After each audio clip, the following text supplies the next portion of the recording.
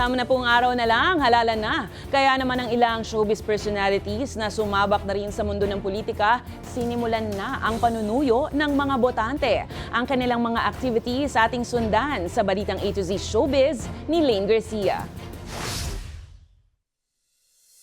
Busy ang ilang Pinoy celebrities, hindi muna sa mundo ng showbiz, kundi sa pinasok na politika para makapagbigay serbisyo sa bayan. Yan ang naging takbo ng araw ng Martes ng ilang mga stars sa pagsisimula ng araw ng kampanya para sa national positions at party list. Ang pambansang kamao na si Manny Pacquiao na tumatakbong muli sa pagkasenador kasamang dumalo sa proclamation party ng Alyansa para sa Bagong Pilipinas sa Lawag City, Ilocos Norte.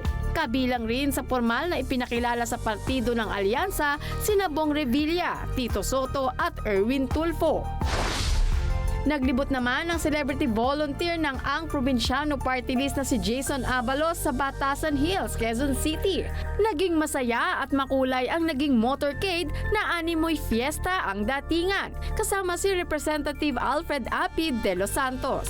At dahil laking probinsyano rin si Jason, natubong Pantabangan Nueva Ecija, nananatiling malapit sa kanyang puso ang mga advokasya para sa mga probinsya. Patid naman ng ilang celebrities sa ilang proclamation rally para magbigay ng suporta sa kanilang napupusuang kandidato, gaya ni na Robby Domingo na nagsilbing host ng Kiko Pangilinan Bam Aquino campaign sa Cavite, maging ang rapper na si Andrew E. para sa Alyansa para sa Bagong Pilipinas.